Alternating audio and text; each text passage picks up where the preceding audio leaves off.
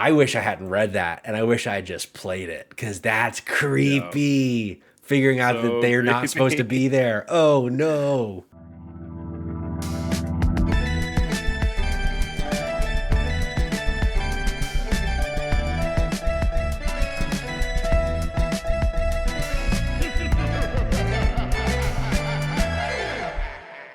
This is Drop In Drop Out, the weekly podcast where a mix of gamers come together to talk all about video games. As you can tell from our new intro for the season, we're getting into spooky territory. Shout out to Basic Fun and Ryan Selvey for the new themed intro. I'm fucking hyped, Jordan. Dropping in this So week, the good. homie CognitiveClips. How you doing?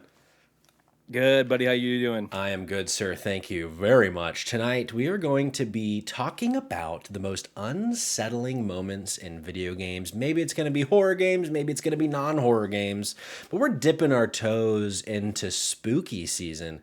And we've been dipping our toes into all sorts of things on the channel. This week, in fact, he was in the chat earlier. Let's see if he's still there. My co host of Hey, these games are pretty good, huh? A Hades and Hades 2 podcast. We released our second episode just before we went live. We recorded it last night.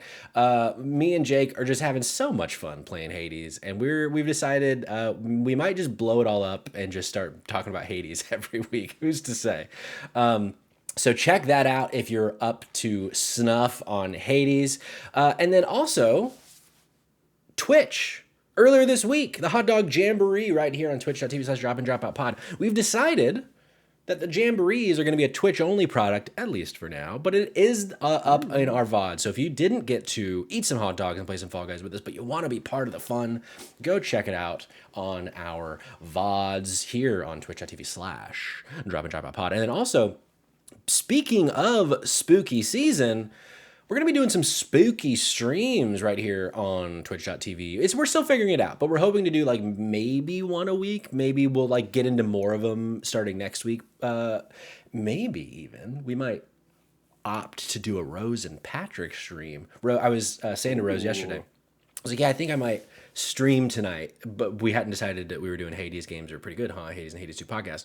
And she was like, oh, when are we going to stream? And I was like, when are we gonna stream? You tell me. So we might be bringing a Rose and Patrick spooky stream back pretty soon. Who's to say? And then final thing, a few people have already done it in the chat, but our brand new currency Dido, our channel points right here on twitch.tv/. You can use it to redeem the next Jamboree, which is going to be Patrick's and Jerica's Super Secret Jamboree. We unveiled the first secret of the Secret Jamboree, and it is that Jerica is co-creating it with me. So we need to update the name in Twitch. But right now, it's just Patrick's Super Secret Jamboree. So be like Sirius Shard. Give us your channel points, your Dido to fund the Super Secret Jamboree because, oh, it's going to be a good one, Jordan. Oh, I can't Let me do that real fucking quick.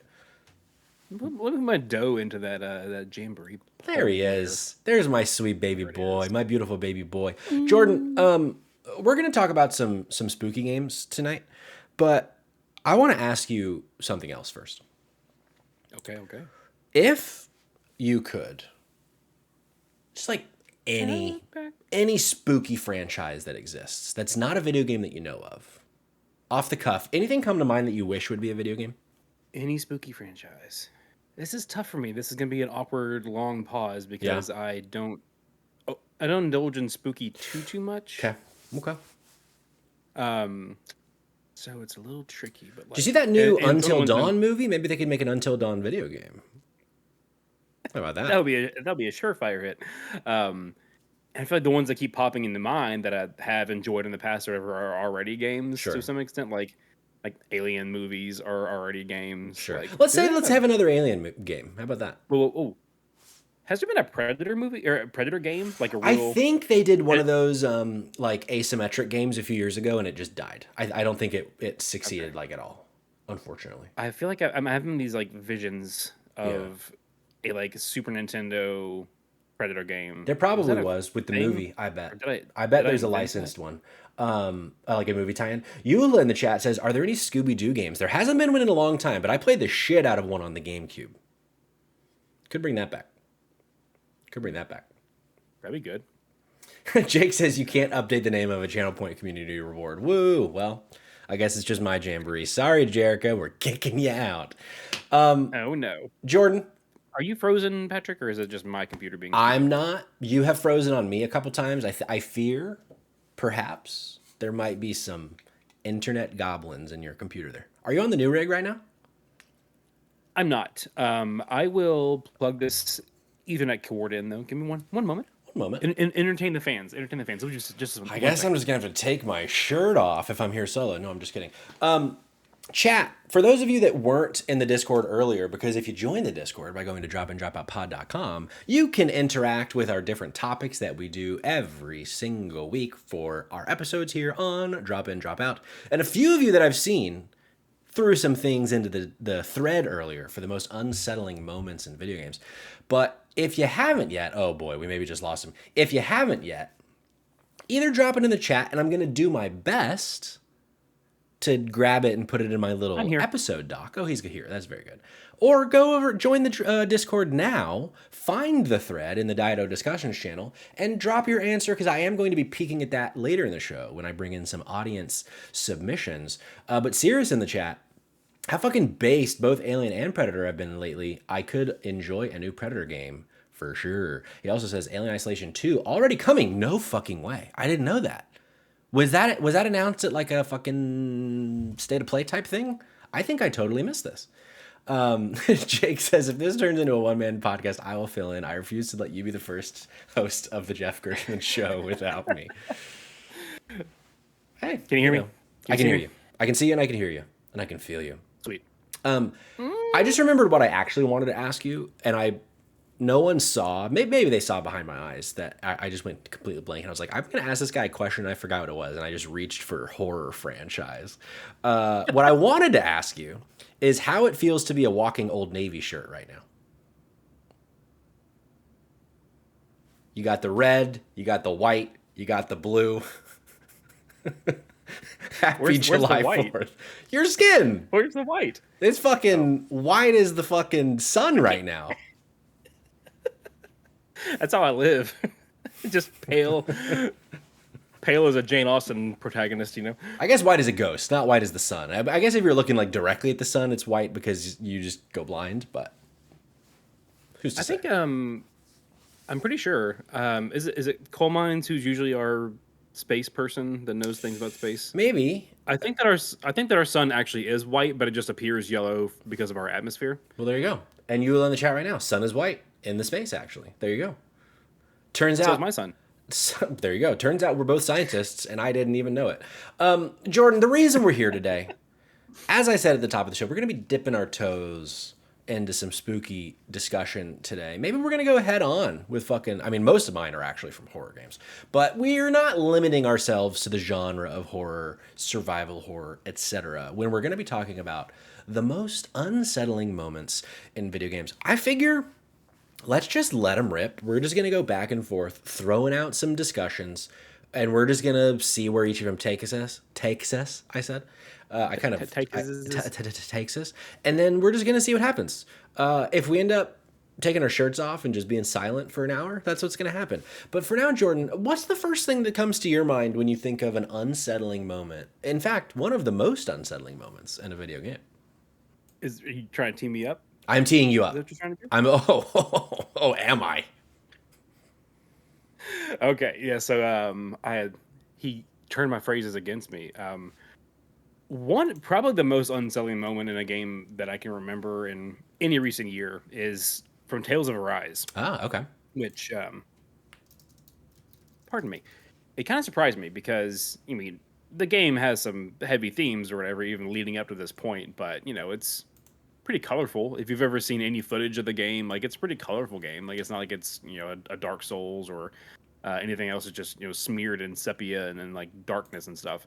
So if you want to pause the VOD right there, actually. Yes. Is that? Hold on. Yeah. It was kind of fucked up.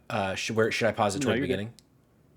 No, right here where it is with like on the on the face liquid there. On the liquid. Okay, I'm back on the liquid. Yes. So essentially, this is gonna be a mild story spoiler. That's okay. I'm gonna keep it as spoiler free as possible. Just if anybody does care, if they're like in the middle of Tales of Arise right now and haven't gotten to this point in the game, then just avert your ears for a The minute there. 5 people that are in the middle of Tales of Arise right now listening to this Yes, yes, podcast. yes. The hottest game of 2022, Mm-hmm. 2023, in the middle of 2025. But essentially, like the overall concept of the game involves that this ruling class of people extracts what's called astral energy from the like subservient people of the planet, for their own nefarious reasons or whatever. And we get to this point in the game, and a character has just revealed that there was some new method of extracting this energy that some like sicko developed that basically just turns a person into nothing but like this silvery looking liquid. Okay. And that entire lake is that liquid. Oh, so this is just a bunch of people. Used to be. Yo. I said was. I said was. I hate that. Yeah. So you can imagine. Yeah. Getting like in the story beat and like when the scene plays out and everyone's just like absolutely horrified naturally, and that just like completely took me out when I was playing. I was like, are you like, that is so incredibly dark. Yeah. How many is this the kind of thing where in the game you would like run by this thing several times and then all of a sudden it's been recontextualized as like the liquid of a bunch of dead people? Is it that kind of situation? I don't believe so. No. That would have been pretty cool. Should have had me on the writer's room of fucking would've. Tales of Arise. It really would have. If you do have that the YouTube link I sent you for the game, I sure can. Give me 1 second. because Keep the talking YouTube while I pull it up. Yeah, because this happens soon after. So like they discover this, the ruler of that area like loses his entire mind because of how horrifying it is. Again, naturally. Sure. And you go back to this town and you find out that this person has basically fallen for a trap, and all these people are just dissolving into this liquid in front of our. Yeah.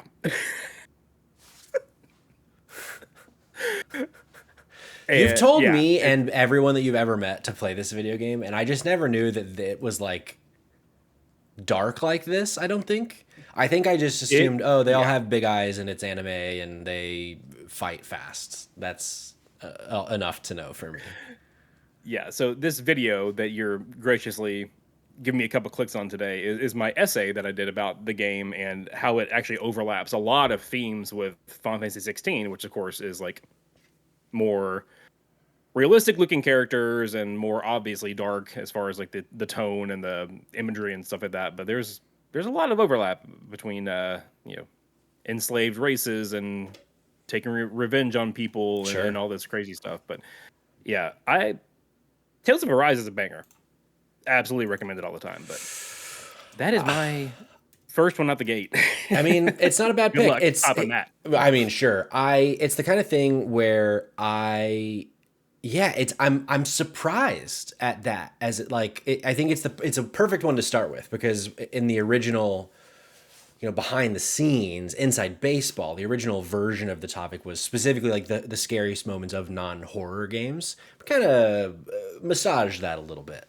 And I think that is a great fucking pick because that is harrowing to say the least, which I think they were called the Harrowed, or what was it? Something like that? They call it Hollowing, so close. I was close. But yeah, I'd kind of forgotten, so I'd gone back through and I was playing the game again to get footage for that essay because that's just kind of how I usually do my essays. Is I try to get as much footage myself as possible instead of just finding some rando on Twitch and like stealing their footage or whatever. Sure. So I was like playing back through the game and I was like, oh no, I forgot about this. Like, one I want to traumatize myself. I mean, seriously, the one I want to bring up. This is another one where it's like you're not necessarily going to see this one coming. Is God of War 2018. The like entire realm of the elves. I can't think of the name of it off the top of my head. Is it Niflheim? I think.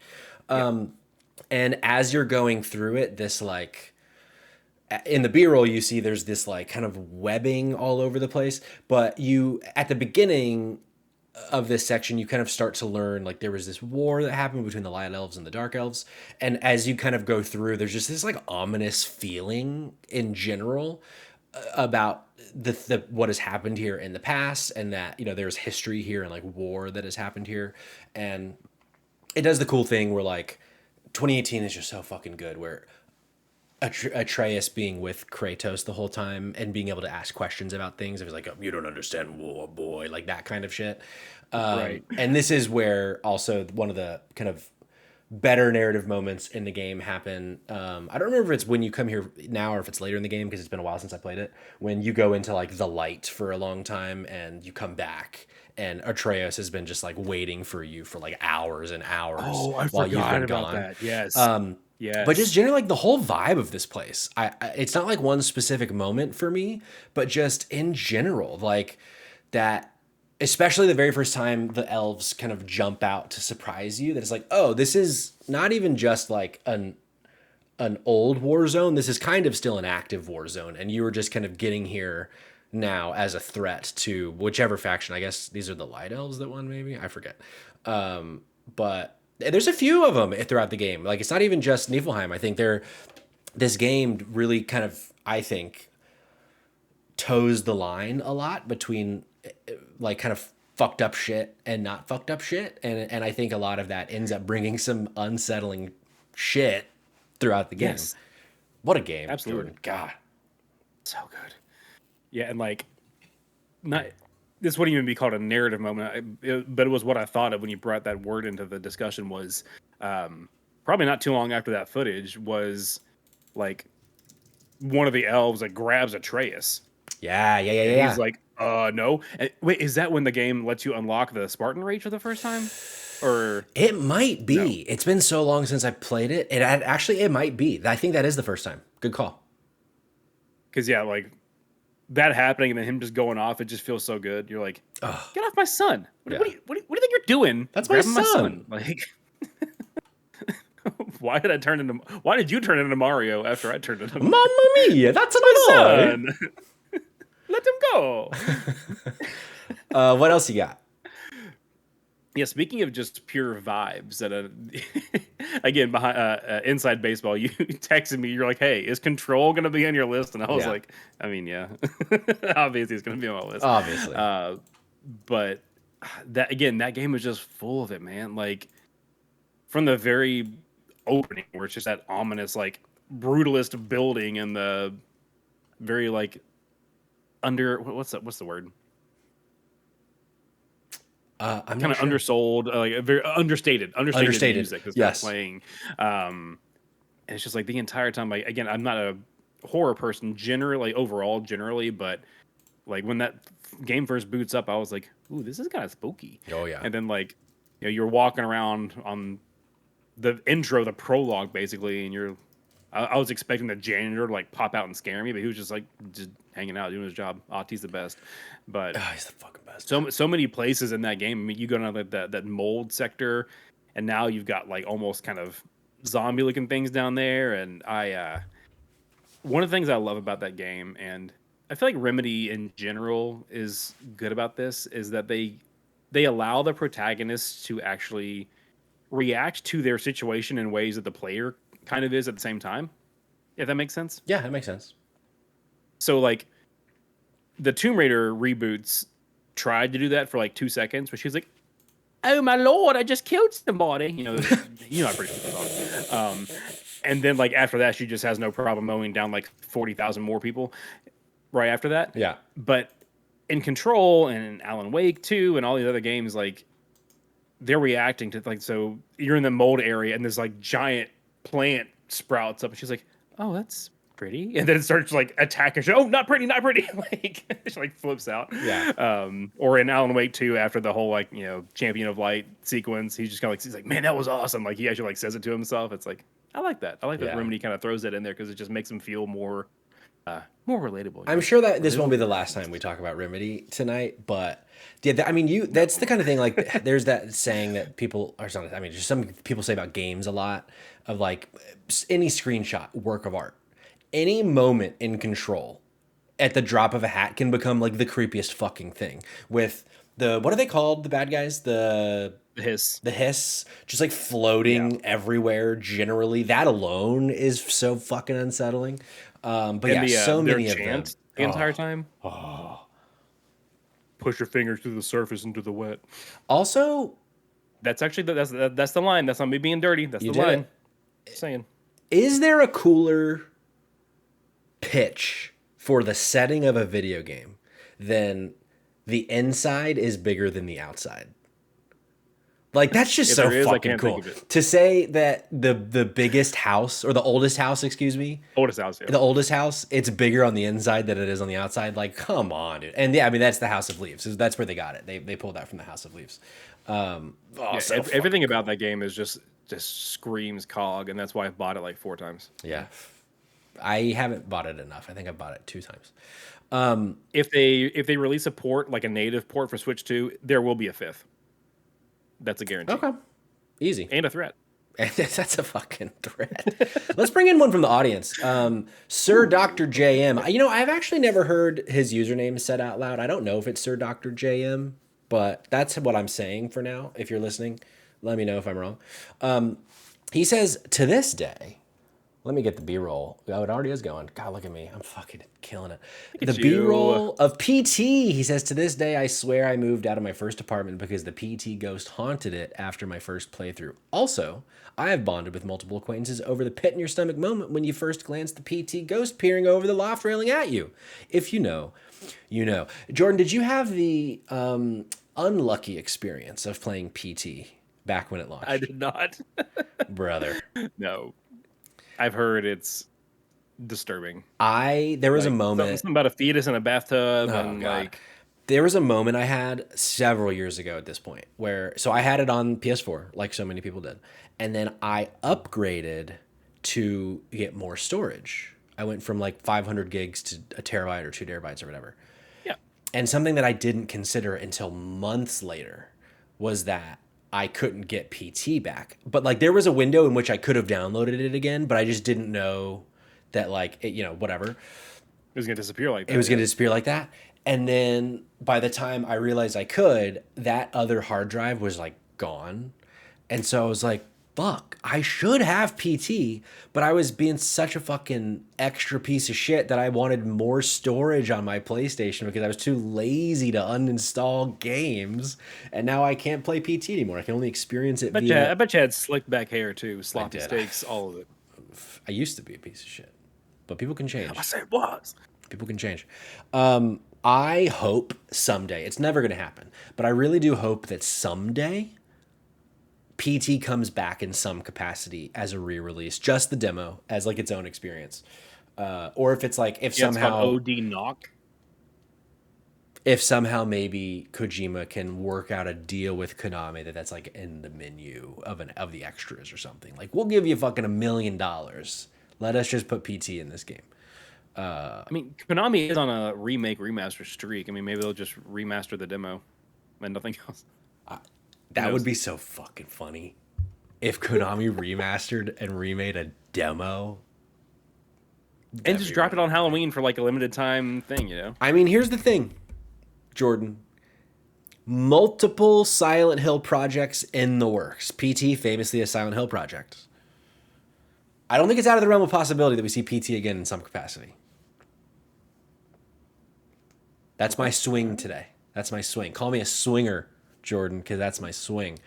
I've been waiting for you to say those words. God, I know you have. Next one I want to bring us to. This is one we can zoom through because, I mean, if I've talked about this game once, I've talked about it fucking 900.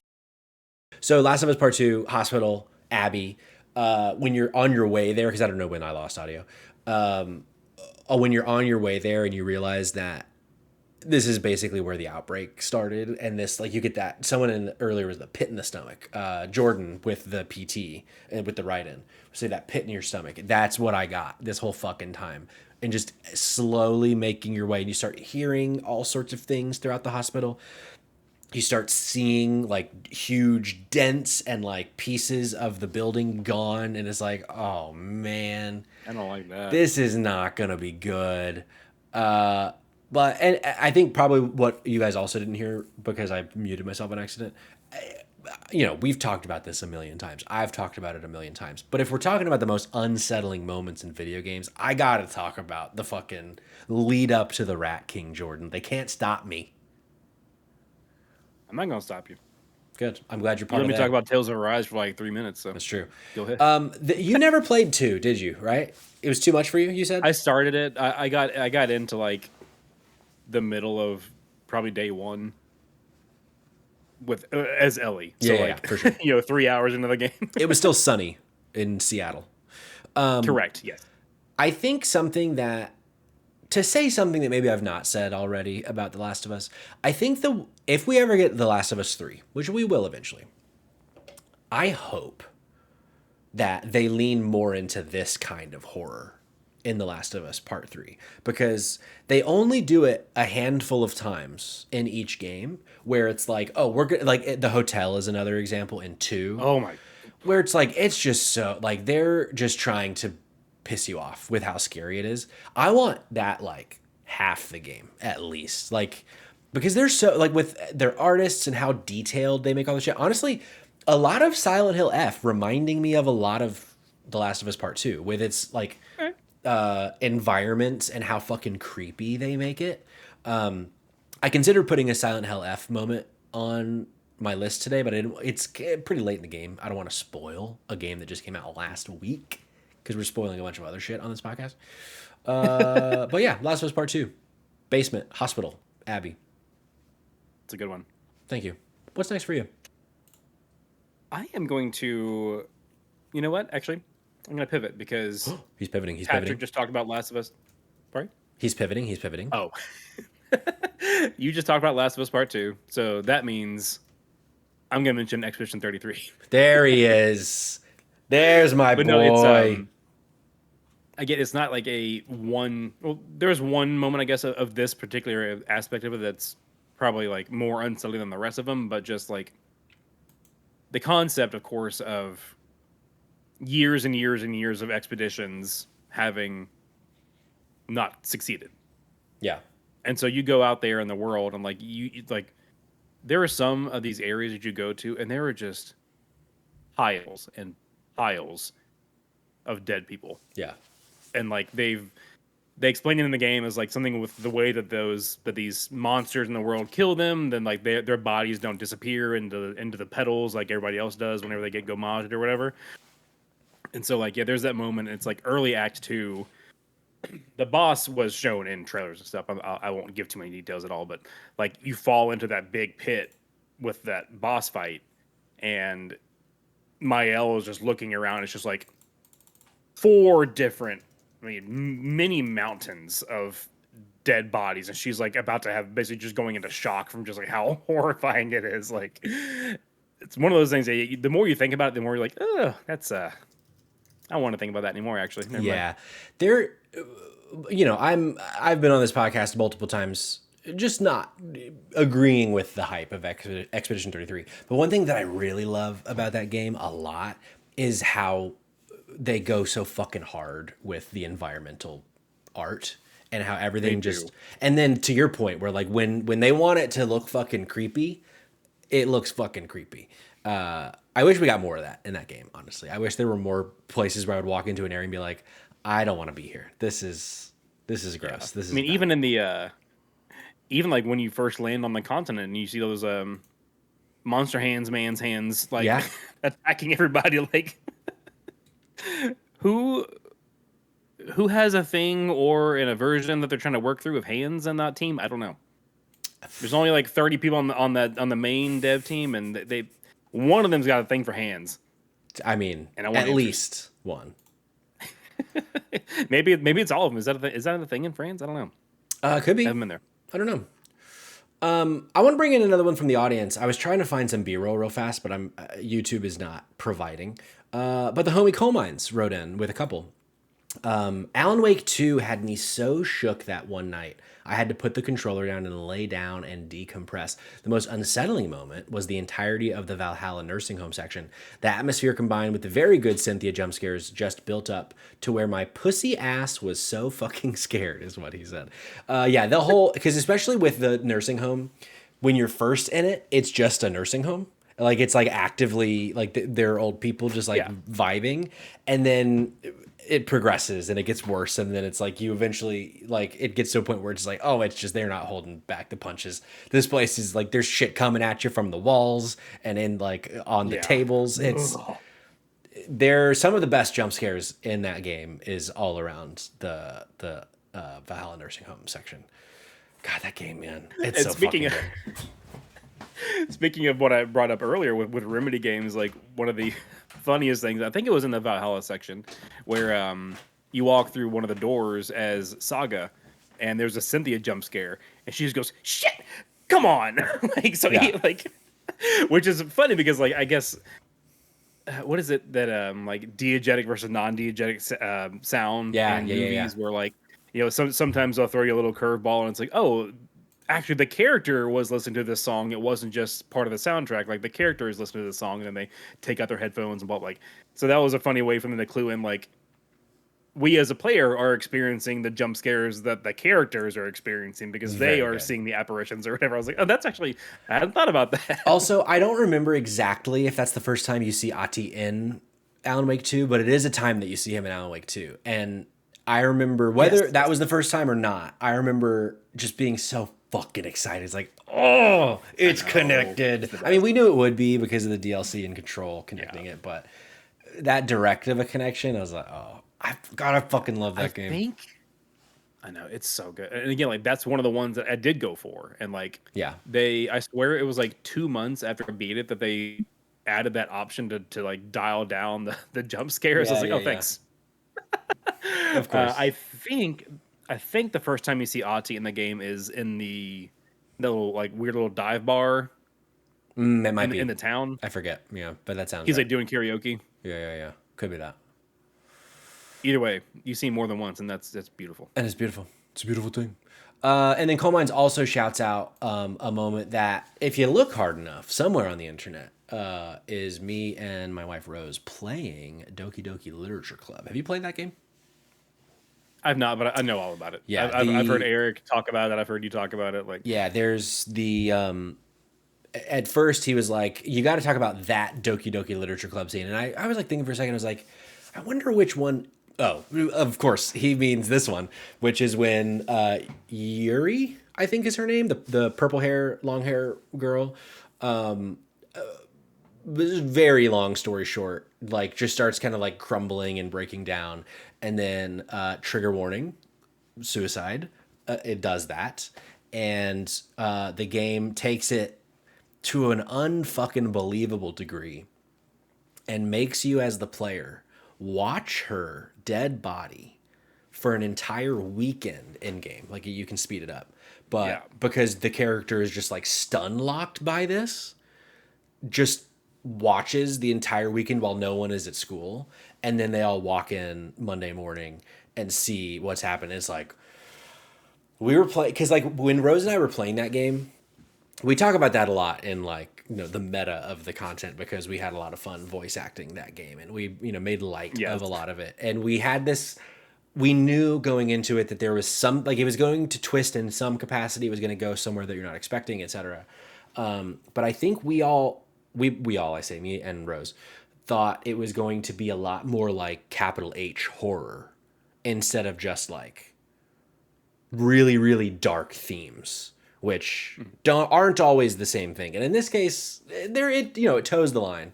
But when we, not to like diminish the game by any means, but when we realize, and like this sounds like I'm diminishing that as a topic, and I'm not. But when we realize like that's what it is, it's like just generally about that, and it's not like we were expecting it to be something like cosmic or yeah, like some Eldritch like horror or something. right, Yeah. and we were both like, oh, I mean, no, that's bad. But this, it's not a good thing at all. But we were expecting it to be like more horror-y than just really dark themes, I guess is what I'm trying to say. Yeah, I understand that. Because like it's the same kind of thing where somebody just hypes up a game or hypes up a movie for like the longest time, and then you finally sit down and play it. You're like, oh, yeah, I like that, but like you made me think it was gonna be like life changing. You know what I mean? Like, Yeah, for sure. which is kind of what people like me did to Eric when he played Expedition 33. But that's something. Hey, it happens. It happens. It does. Is it my turn? You just talked. Well, I was yeah, no, I kind of hijacked Coal Mines' version of his. Yeah, what's your next one? Okay, you're right. What's your next one? No, I'm sorry. I forgot that was a coal mines. You go. I feel bad now. No. I insist. You made me feel bad, so now it's your turn. Now I'm gonna turn beat red like my shirt. Oh no. Um, I think I'm gonna go with. I have a very handy piece of paper here to take my notes from. Whoa. Let's go 1,000 times resist. Okay. Let's bring that one up. Let's bring it up. Let me Cause find you it in the B-roll. did you finish it? I I did. can't remember. I did finish it. Okay, okay. So you know what I'm talking about. I do. To where the overall premise of the game, you have to rewind this just a tad, I think, to see the full thing. But like the opening scene of the game is the main character who's just called Watcher, like stabbing her mother in the back at a train station and like killing her. So like that's not like a secret. Been Um, there. but you find out it's like this society that's like underground because there was a plague like 1,000 years ago, and somehow she was immune, and all of you are just clones of this one like all mother who you try to just do good deeds and live up to her expectations, and then maybe you'll get immune one day too, kind of thing. Um, but a lot of the gameplay is you like communing, which is basically you're kind of experiencing points in her life that were important, like through her eyes, kind of a thing. And you see the original Watcher, who's just again trying to please mommy, and finds a hair from an old friend of hers when she was in high school, and tries to make a clone of her, except it just comes out like malformed and Yeah. like that. I was already in, when I was playing the game. Like it, the trailers were cool. I was pretty much in as I was going through the game. I think this is chapter 4, if I'm not mistaken. And that was when I was like, okay, I am all the way in now, because that is horrifying. Like Sure. you see her like in the like medical bay trying to make the clone, and you see little like pieces of something on the floor, kind of leading away to where she's sitting, and you're like, that's kind of strange.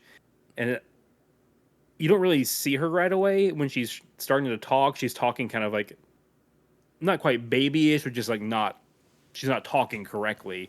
And then it kind of pans up, you just see her like half of her face is just gone, and like I was like, oh, okay, that's something. And then she presents this, what she thinks is a nice gift to her mother for her birthday, and then her mother just murders it in front of you and makes you finish her off. It's yeah. Again, I say, been there.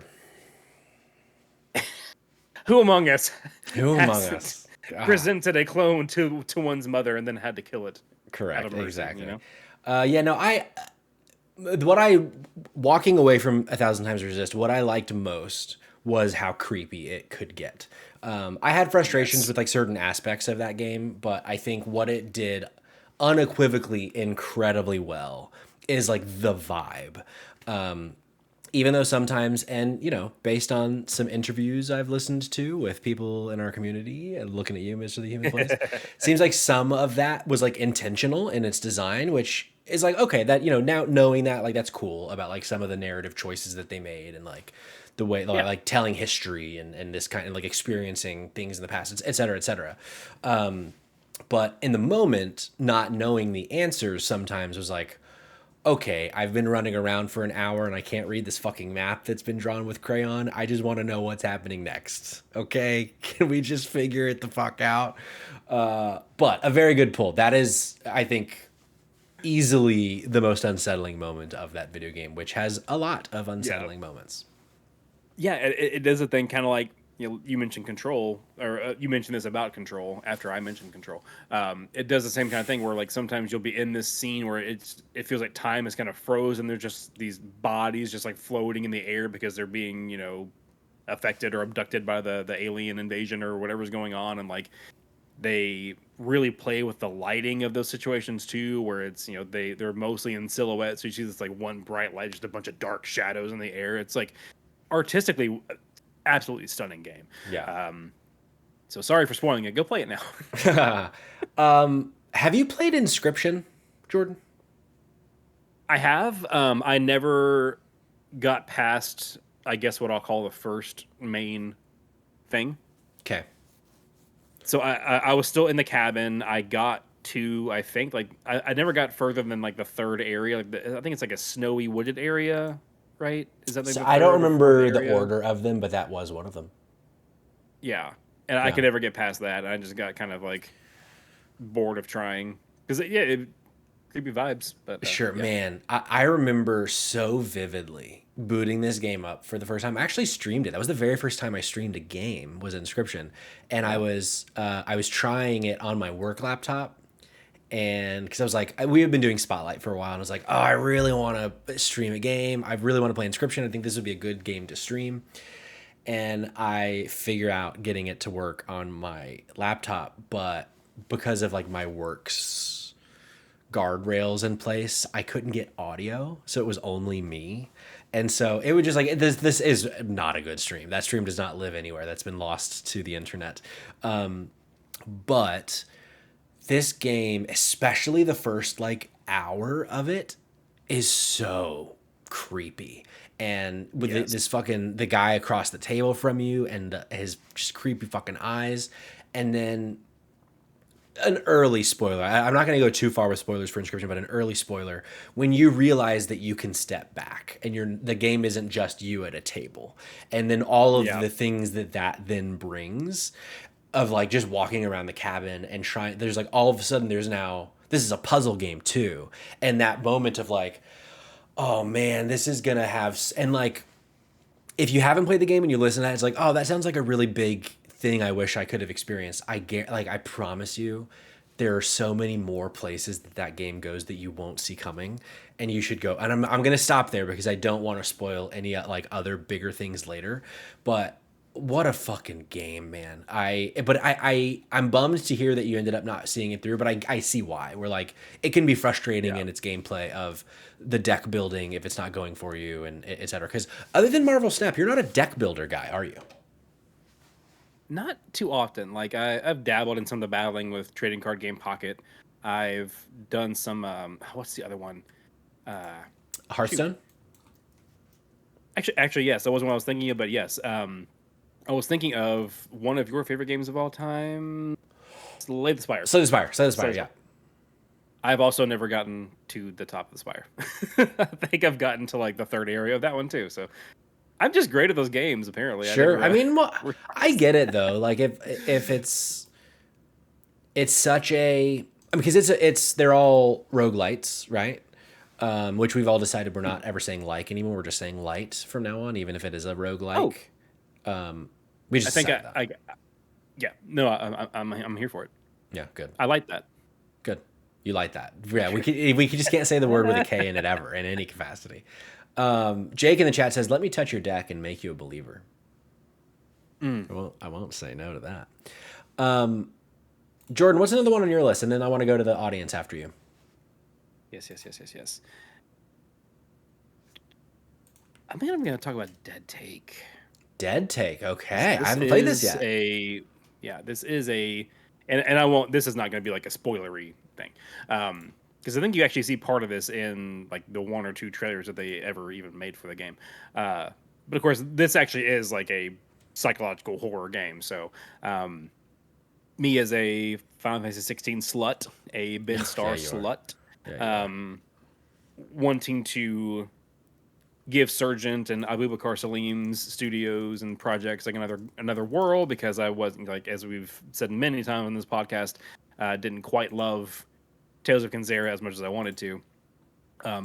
It's a solid game. I really overall enjoyed my time with it.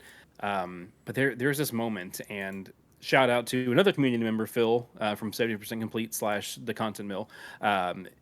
He had written about this because he got a code ahead of time, and so he wrote about this, like, and told me about this moment in the game that had nothing to do with the actual gameplay, but was one of the most unsettling things that he had seen in a very long time.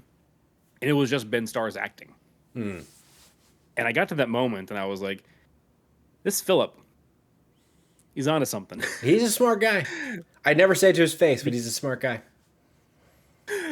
because there's so many layers to it, because like you see, and there's a part in the trailers where you see him, like, if you don't know what the concept of the game is, part of it at least is involving finding film clips and like kind of splicing them together to like figure out the next clue for whatever, and like kind of get the gist of like what's going on for these characters.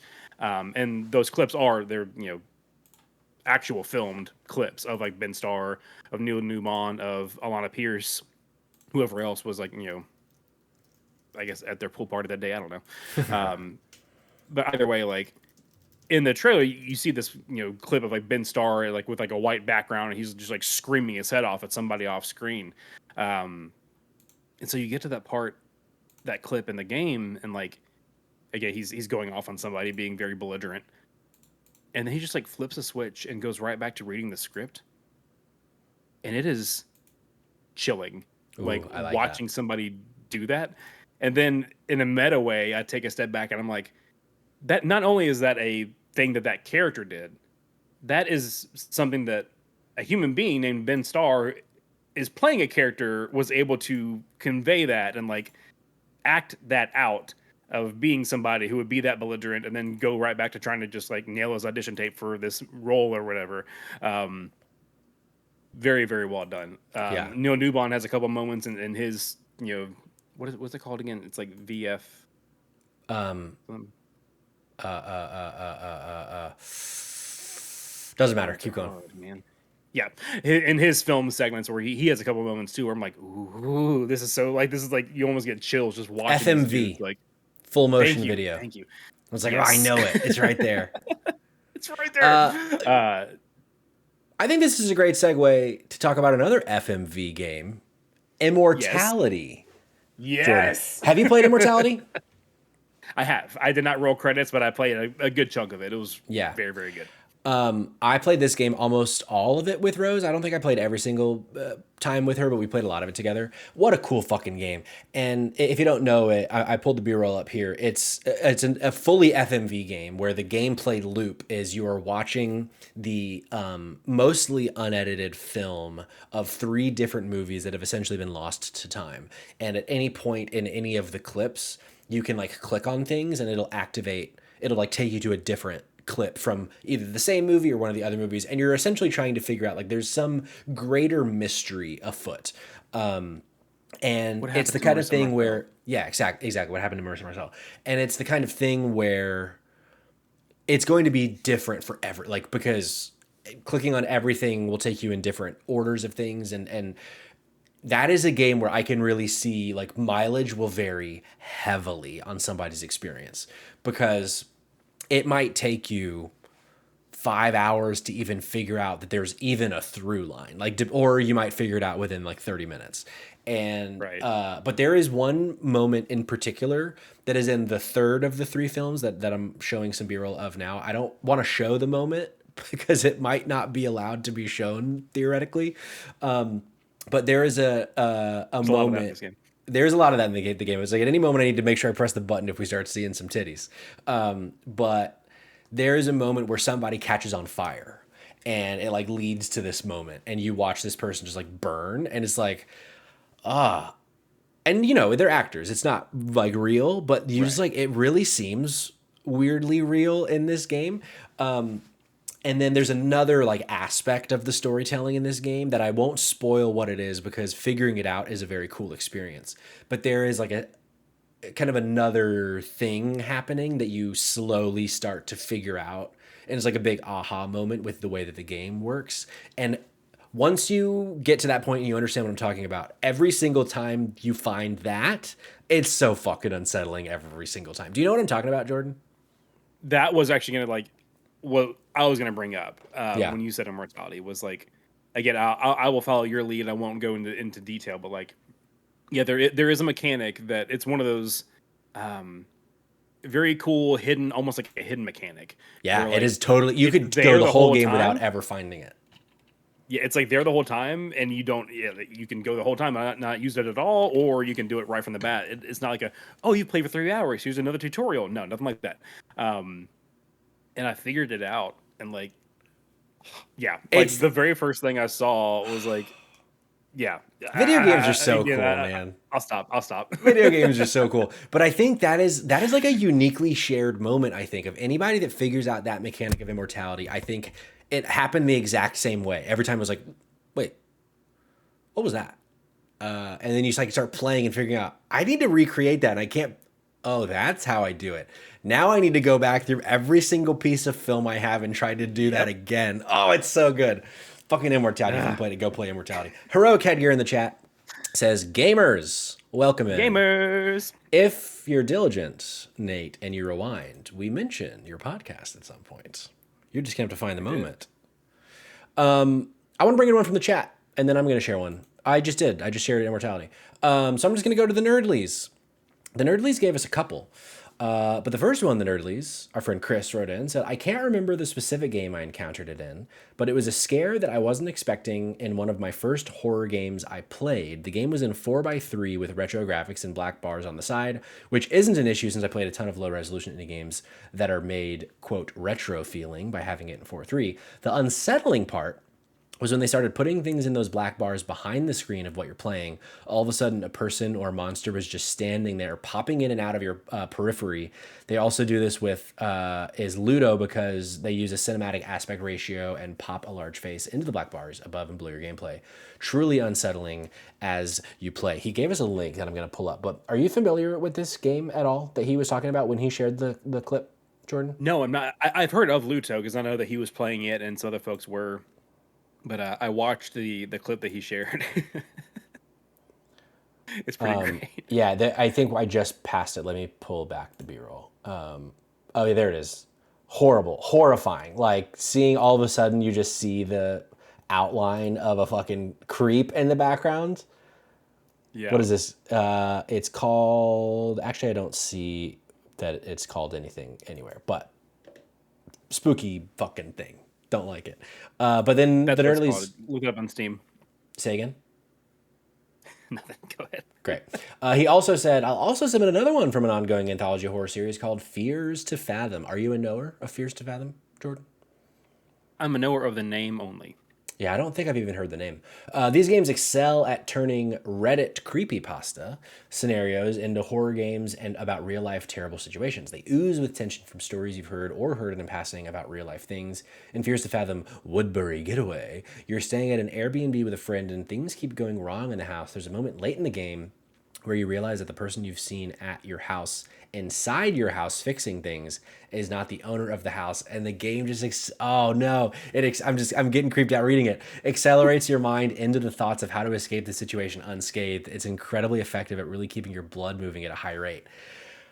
I wish I hadn't read that, and I wish I had just played it because that's creepy. Yeah. Figuring out that they're not supposed to be there. Oh no. Yeah. Very good. Jordan, what else you got? Let's do a couple more. Yeah. How about some Horizon Forbidden West? Whoa, okay. Talk to me. Because I think, if I'm not mistaken, I don't think that this was part of like the golden path or whatever they want to call it, like the main path of the game. So like you could have played this game and not even seen this. But if you played either of the games, you know that Ted Farrow sucks. He's the guy that like developed these machines and like misunderstood all the warnings. I'm just kidding. Really? I know. Patrick, a known Bezos fan. Yeah. Apologist. But he's the one that like developed the machines that and wasn't heeding the warnings of literally everybody else about them, and like basically like, screwed over the entirety of humanity just to make himself look better in the long run, kind of thing. So again, little spoilies dropping in here. You find out in Forbidden West that technically he has not died. Oh, that's right. I forgot about this. Yeah. That's right. Because he's like, this is something that I'm going to drop a knowledge on you right now that I didn't Give me a knowledge, Jordan. Time. The way that they name people in the game is actually very like intentional, and it's supposed to like be like cluing into like your personalities and stuff. Ted Pharaoh. He has like pyramids and whatnot, and he like wants to live forever, and like a lot of like pyramid Egyptology or Egyptian like symbology with him. I mean, Ted. But It was right I think there. this actually We can't trust anyone named Ted. It was right there all along. that's true actually, unless it's Mr. Lasso, in which case he's all right. I don't know. I don't know. We haven't seen the rest of that. You know, they're going to release some more episodes. We don't know how his story ends. Is all I'm going to say. That's true. That's true. I'll withhold judgment. But yeah, so he has like this whole like pyramid thing. He had some weird, you know, eternal life type of cult going on. Yeah, you find out that he's done some sort of weird sciencey nonsense to keep himself alive all this time. And to the game's credit, I actually love that they did this. They pull a old school horror movie with this, where you see like some sort of like bio scan of whatever he's become, and it's all just like completely malformed, like just looks completely inhuman. And you hear him like off screen, just like, you know, roaring like unintelligible like gibberish. And then this team of people just like basically go in there and just euthanize him with a flamethrower. Sure. Like, so like they didn't do the shock value thing of like, oh, he's a monster, look at the monster. They're like left it to your imagination, which to me was like a lot more impactful and Sure. as the title of the podcast goes, unsettling. Unsettling. Very The most unsettling. unsettling. This one's an easy one, Jordan. Some people might even say this is too easy, but Resident Evil 2 remake, Jordan, ever heard of it? Okay. Heard of it, not played it though. Oh, heard of it, not played it, he says. Mr. X in that video game. Anytime, like, there is just this general vibe. Specifically, like, the first time you encounter Mr. X. Because there's this thing with Resident Evil, like, oh, you go through a door. Usually they're not going to follow you, especially in the original because it, like, they masked loading with opening and closing doors. But Mr. X was the first to, like, break that mold. You know, this, yeah, most people know this at this point, but it doesn't change the fact that once that happens, once you realize that Mr. X can follow you at any point, essentially, it completely changes your whole relationship with the police station because there's this general unsettling feeling now where even if you know you've cleared a room, at any point, Mr. X can fucking kick through that door and start chasing you. Yep. And it's the kind of thing where like when it happens, you just have to run because you can't stop him. And so, and you know, if you've never played the game, you maybe don't realize that until you've used all of your ammunition and you run out and now you're fucked. It's like, oh, I can't stop this guy. You can like get him on down on one knee and slow him down for a second, but you can't actually kill the guy. And yeah, it's something that I think the more and more I play horror games and survival horror games, I really like it when part of the game design is you kind of can't do anything about it. You just have to figure out a way around it, essentially. I think that like can really add a lot of stress. Like I think it can manufacture stress in a good way, not in a bad way. Watching Gianni recently stream Alien Isolation. Like that game is all about manufacturing stress because you can't do anything to the xenomorph. But it's the same kind of vibe of like, okay, this thing is now here and I just got to figure out how the fuck to not die. And it's those moments that you're not being chased that I think fall into the category of most unsettling because otherwise it's just fucking scary. I think I saw didn't somebody go through and find out like they put in some sort of probably like ammo duplication kind of thing to do this, but like you actually can stop him, Mr. X, if you shoot him like 47 times with a rocket launcher or something like that. Like, I've not seen that. No, that's funny. I mean, it makes sense. Not everybody. I mean, no one can take 48 rocket launcher blasts. Right. 46 maybe, but not 48. Maybe. Be real. I mean, let's be real. He's in the chat right now, potentially, unless he's left. Heroic Headgear wrote in, Jordan, with Dying Light. He says, in any of the three games, getting stuck outside at night with no nearby safe zones, especially in early game, is terrifying. Sneaking around back alleys and cramped spaces, you'd normally parkour around at full speed, all to avoid volatiles is peak spooky. Very good pull. I have not played Dying Light 2 or The Beast, but I played 1 when it came out. I think I finished it, but I don't remember exactly.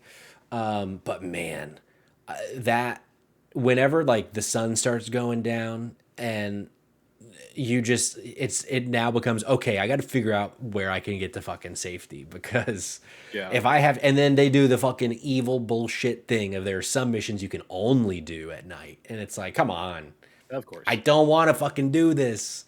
I just want to play my game and have fun. I don't want to be scared. But they don't let you. They don't Somebody let you, clip Jordan. that, so then he can get roasted in the chat again and be like threatened with his life for. Well, then just don't play the scary game. I mean, here's the thing. Turns out that's my kink. It's Well, then also I fun. apologize. No, yeah. It's fun every now and then opening up our Instagram and being like, your claim was successful. We took down this comment. It's like, yeah, of course you fucking should have. The guy told me to do a really bad thing. Yeah.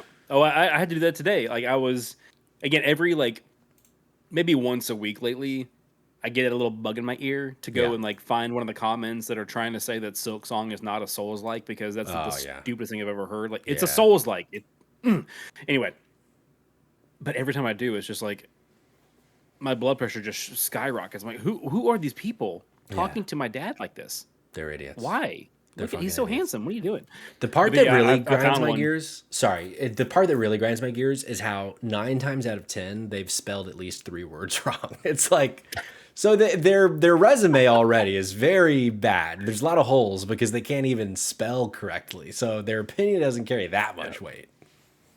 See, we thought that people saying skong was a fun abbreviation. It's actually because they can't spell. Correct. That's exactly That's right. where skong came from. That's exactly right. But no, I got one removed today too, Yeah. telling you to do something. Yeah.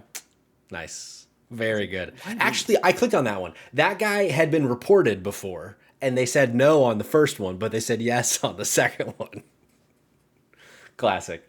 Really good person, that whatever that person's username is. Hell yeah, really. Jordan, because I know I have more than you, I'm going to go again, but get ready to bring your next Yeah. one to the table. Did you ever I got play it a ready. little game called Everybody's Gone to the Rapture?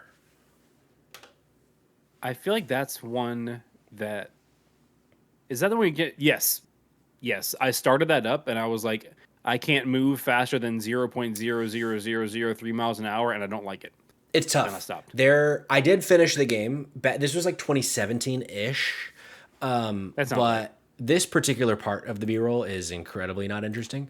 Let me bop ahead a bit. But the whole version or the whole like vibe is that everybody's gone. This like English To the village. rapture. That's exactly right. Everybody's gone to the rapture, and you're just walking around this village and like trying to figure out. There's like little story beats and like things that you can learn. It's like environmental storytelling, the video game. It's like a 6. Like it's really like it's not the best thing, and I bet if you can mod being able to go 30 times faster because that'll just take you at a normal pace for any other video game, it would be a lot better. Right. But when you could at the time slog through what felt like 3 hours just to get from point A to point B, there was some really cool shit in that game of like some really creepy, unsettling type shit. Because as the game tells you, everybody's gone to the rapture. And yeah, as people in the chat are saying, this was last week, in fact. But yeah, it's a cool game. It's like it's worth reading up about and like maybe checking out a YouTube video on. I wouldn't go buy it per se, respectfully to the developers, but it does unsettling pretty well at a few key points in the video game. Jordan, I want to say it was on PlayStation Plus, and that's why I tried it could have been. at some That point in time. sounds like something that would have Like happened. back when it was just one Yeah. tier, and you just yeah. What else you The got? olden days. I've got Hellblade 2. How many more do you got? I've got Hellblade 2. Great. Okay, perfect. Great. We'll wrap up after this with I'll do a rapid fire of my last few. So it sounds good. Of course, the game deals with a lot of heavy stuff with mental illness and with just trying to find yourself and all kinds of like I'm a big fan of the game, as I've talked about many times on the podcast. But man, you finished it, correct? I did. Yeah. I want to say that this was actually the first of the giants that you confront is the mother, Oh right? yeah, yeah, Ooh, man, like so I don't even unsettling almost feels like the wrong word because it's both like it is unsettling and just like the scale of confronting a giant and like her booming voice and like all yeah, the environmental stuff that's going on with it, but like they combine it with some just like gut wrenching storytelling at the same time of like um within this world. I'm not sure like how much of this is within the mythology of Iceland and Norse folklore, and how much is like things that they kind of like blended together for the game and stuff. yeah, But like, essentially, like the giants that are in the game started as people and then became giants after something happened. And that's something you see in mythology a lot of times. We're like, oh, it was a god, and then it was a demigod, and then it was a person, and whatever else. But like, you find out essentially that this person had like she had a young baby, and the like conflicts that were going on in the area, like she was basically just like out of desperation just left her baby to be taken care of by like the hidden folk instead of trying to take the baby with her. And like that guilt and that grief like just mutated and transformed her into this giant. And like you're you're in this kind of like parallel world kind of situation where she's just like screaming in agony of like wanting the pain to stop, and like whenever she screams like the music crescendos and this like yeah. lava's lashing against the rocks, and it's like, oh my god, man, it was like incredibly powerful. Like I don't think I actually shed tears, but I was real close. Just how powerful and like mixture of very emotional and unsettling all like coming Yeah, in at once. Like it was for sure. very well done. Very well done. Yeah, especially there's a moment I was trying to find it in B-roll, but I couldn't. There's just like a really dark point in that game when you're in caves and shit. And there are some parts where it's like, ooh, I wish there was light here. I really don't like this. Yes. Yeah. Oh yeah. I Yeah. couldn't find that exact sequence. Very There's a very. specific sequence, but ugh. I think I know what you're talking about. Yep. Yeah, very unsettling. A couple quick ones for me, and then and then we're gonna end it with what I think is maybe the most unsettling moment of any video game ever made. But shout out to Prey, which Phil and I talked ad nauseum about over on Spotlight Games a few weeks back. There are several moments in Prey, but one that I think jumps out to me the most is it's similar to the Mr. X thing, where there just is this area where every now and then this like giant fucking nightmare creature, which is just called Nightmare, will chase you, and you like essentially what you have to do is just like get out of that area, and it's this like like there's like some it's been a while so I don't remember the exact thing, but like there's like a sound cue or a visual cue or something. It's like, ah, fuck, all right, here we go again, I gotta run away from the nightmare, and then I think you can take it down. It's like it's been so long I forget, but and there's like just so many moments in Prey that are just really unsettling and spooky. But then What I also played at Prey was very unsettling. so true. I think I got to a point where like I went back to like one of the main kind of central areas, and there was some big giant thing there. Yeah, And I can't remember if it actually had a health bar or if it was one of those like just get out of dodge situations. I feel like it's a get out of dodge at least to a point. It was spooky. Yeah. Gotcha. Also, Okay. I know Sears in the chat's going to back me up on this one, especially the first time you ever encounter a BT in Death Stranding. Though, like the first like 15 times, but especially the first time, this like it was so unsettling because you don't have much at your disposal in the way of like fighting back. It's very much just like, I gotta hold my breath, I gotta make sure that I'm not disturbing this beached thing, Jordan. It gets to a point where like you figure out the ways around them and like or how to avoid them, so they become a lot less unsettling and spooky as you play more of the game. But those first few hours, oh, like when you really kind of don't know how to get past them well yet, that it does the thing. That first mountainous area for sure, Eula. It does that thing where like it goes slow motion and your little hand thing starts going off because it's telling you that the BT's around. So shout out to that as one like kind of specific moment in that franchise. Also, like half of BioShock, the first one. Jordan, what's up? after BioShock, actually, I did think of one like a rapid high for me. So Very good. BioShock. Like half of BioShock. There's a specific. I think if I were to pinpoint it to like one moment of BioShock, it might be like the first time you meet splicers. And then like again, like the Mr. Yeah. X thing, where like there's just this unsettling sense of doom the rest of the game. Kayla Gray in the chat popping in to say hi while she's at her Taylor Hello. Swift album release party. Oh my god. But On brand. on brand, exactly. There's also I'm not gonna say that. I'll save that for in case people haven't played Bioshock Infinite. But speaking of Kayla, what great timing! I thought of this one when you chimed in the Discord earlier. Little Nightmares, like when you first see the fucking creeps, the I don't know that they're humans, but you as this tiny little creature, all the really like when you first, I think you're in the kitchen the first time. These just like blubbery fucking ugly monster people, the very first time you see them, so unsettling. Sorry, I steamrolled over your quick fire one. Jordan, what else do you got? No, you're good. Tunic. Did you ever play Tunic? I did play Tunic. I liked So Tunic. good. I didn't finish it though. Yeah. Gotcha. You may have come across this part though, but like again, another one of those games where there are mechanics that are at your disposal for like from the jump that you don't even know are there until you find like the little pages of the manual as you go or whatever. Really cool mechanics that they have in that game. But like there are things that you've been using the entire time in the game as well. Like you'll, hit a button prompt at a certain little like designated square, or like it's almost like a battery that starts turning on and like powering things and opens the door or whatever else. And then you keep going through the game and you find out what's powering those batteries. And it's messed up. Oh really? I don't know that I got there, or at least I don't remember. Okay, yeah, I won't say anymore. It's Okay.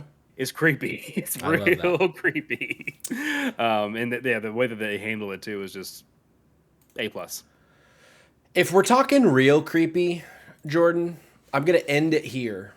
I think the most unsettling moment in a video game, and this isn't a joke. You're gonna think this is a joke, and it's not a joke. Did you ever play the Burger King video game Sneak King, Jordan?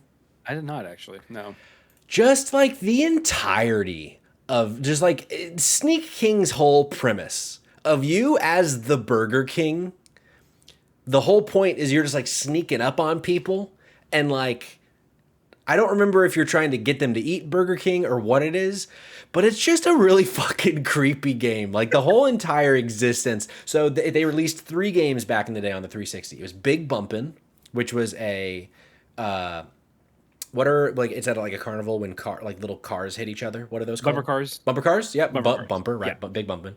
There was Pocket Bike Racer, which was like those little like crotch rockets as like a kart racing game, and then Sneak King, which is the one that I think that got the most play potentially. Maybe I'm making that up, but you play It's as the one that Burger I had King. like heard the title more of. Yeah. You just sneak around, and there's these like challenges. You'll have a time frame of like 3 or 4 minutes, and you just got to like try to complete as many challenges.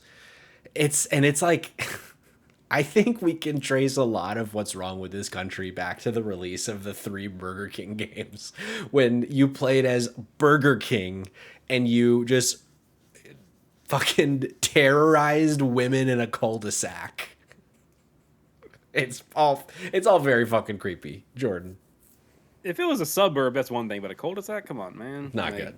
Not you gotta have one that's good. I do love that we maybe you did this on purpose as a bookending device, but I do like that you like teed me up for my most unsettling moment first, and then ended with yours. Love that. Sometimes the ideas are good. Other times they just happen to work. It's up to you to decide whether this one was the first or the second. Jordan, what a lovely podcast, if I do say so myself. Yes, absolutely. We love to see it.